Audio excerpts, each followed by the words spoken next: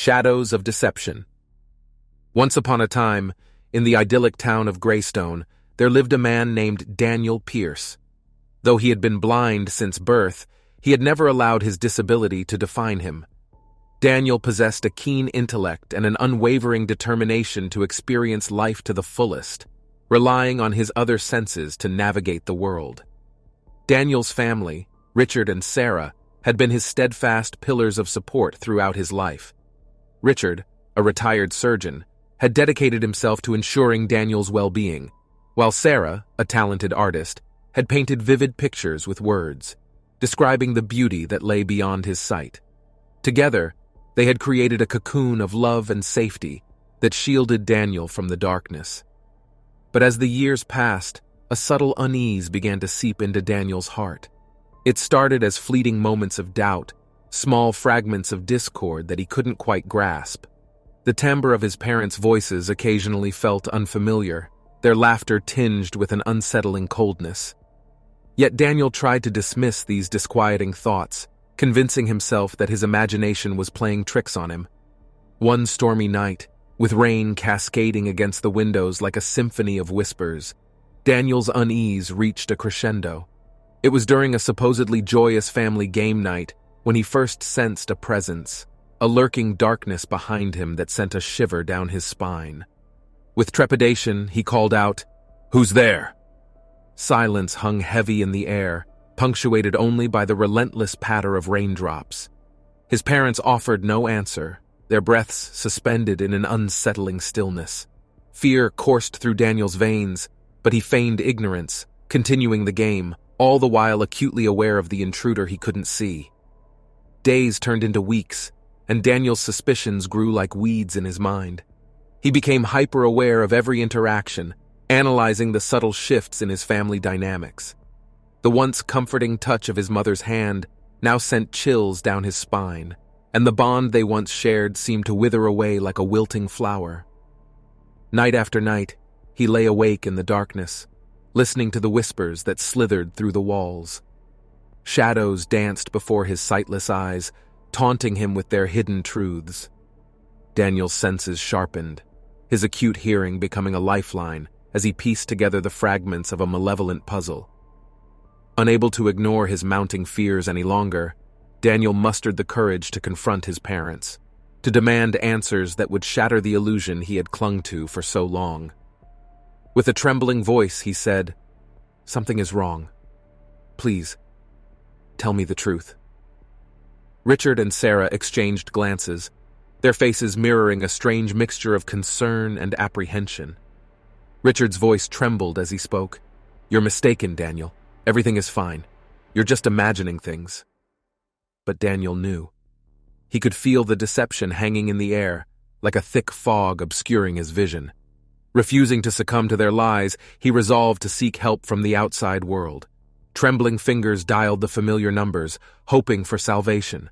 Yet, as the connection failed to materialize, Daniel's heart sank. The phone line had been cut, a sinister precaution taken by those who knew his suspicions.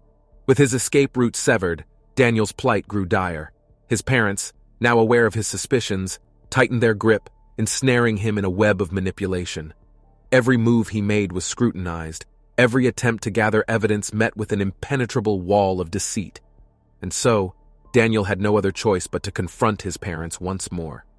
In the dimly lit living room, tension hung heavy in the air as Daniel, his heart pounding with both fear and determination, prepared to confront his parents once and for all. Their eyes met, and a charged silence enveloped the room, broken only by the distant sound of rain tapping against the window. Daniel's voice, trembling with a mix of anger and desperation, pierced through the stillness. "I know you're not my real parents. Tell me who you are and what you've done to them. Why are you doing this?" Richard and Sarah exchanged uneasy glances, their faces contorting with frustration. Richard's voice wavered as he spoke, a hint of exasperation creeping in. "Daniel, what are you saying? Of course we are your real parents." But Daniel, fueled by a fire within him, refused to let their feeble attempts at deception slide. His voice rose, laced with an unwavering determination. "No more lies. I demand to know the truth. What did you do to my real parents?" A flicker of anger flashed across Sarah's face, her voice now tinged with a bitter resentment. "You just don't get it, do you? We sacrificed everything to have a child. God took away my ability to carry a child. Is that fair? Your parents got lucky and I needed what they had. When we discovered your birth, we saw an opportunity to take you away, to become the family we could never have." Richard's voice grew cold, his eyes gleaming with a chilling detachment. "We planned it meticulously for years. We killed your real parents, Daniel. We took their lives and assumed their roles. We gave you a better life than they ever did." Daniel's breath caught in his throat, his heart pounding with a mixture of horror and disbelief. The truth, raw and malevolent, stared back at him from the faces of those he had trusted. His voice quivered, a mixture of rage and sorrow. You killed them!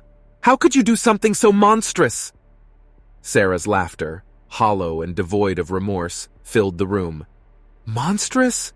Us not being able to get the opportunity at being real parents is monstrous. We wanted a child at any cost, and we were willing to destroy lives to satisfy our insatiable hunger for a family." Daniel's world shattered as the chilling truth spilled from his parents' lips. The weight of their heinous actions pressed upon him, leaving him speechless, scared, and utterly confused. He stumbled backward, his mind reeling, desperately searching for an escape. In a surge of adrenaline-fueled panic, Daniel made a mad dash for the front door, his heart pounding with the desperate hope of freedom. But as he reached for the doorknob, it refused to turn. The door was locked, sealing him within the clutches of his tormentors. Fury and fear intertwined within him as he pounded and kicked at the door, his pleas for help echoing through the empty house. But his father swiftly grabbed him, his grip like an iron vice, and forcibly dragged him down into the chilling depths of the basement. The heavy door slammed shut, sealing Daniel's fate.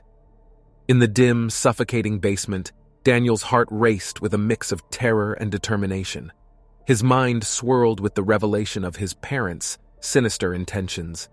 They had deceived him, murdered his real family, and now held him captive in their web of darkness. The weight of their wickedness pressed upon him, leaving him speechless, scared, and disoriented in the pitch blackness. Frantically, Daniel's hands groped through the darkness, searching for anything that could aid his escape. His fingertips brushed against forgotten objects and jagged surfaces, his senses heightened by desperation.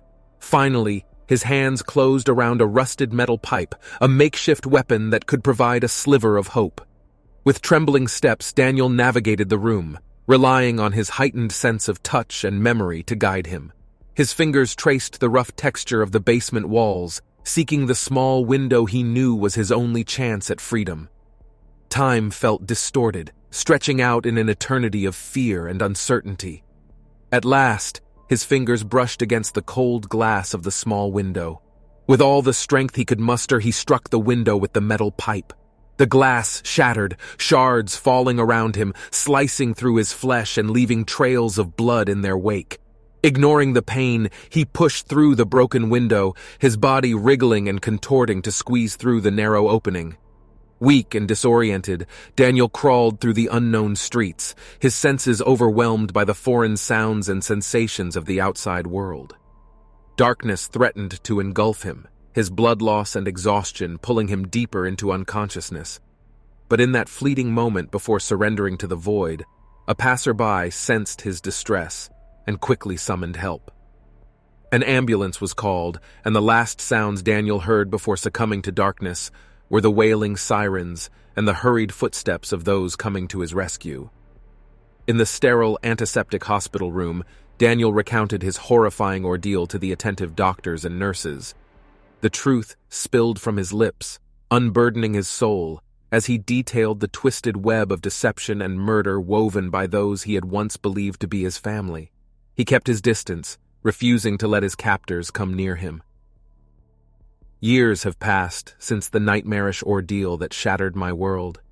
Today, as I sit at my desk, I find solace in the words that flow from my fingertips. This story, my story, must be shared. As I lay this story to rest, I embrace the future with newfound resilience. I am a survivor, no longer shackled by the horrors of my past. And with each word, I reclaim my voice, ensuring that my story echoes through the ages as a testament to the power of perseverance. Like and subscribe. Comment a story you want us to generate. Click the playlist to see many other stories.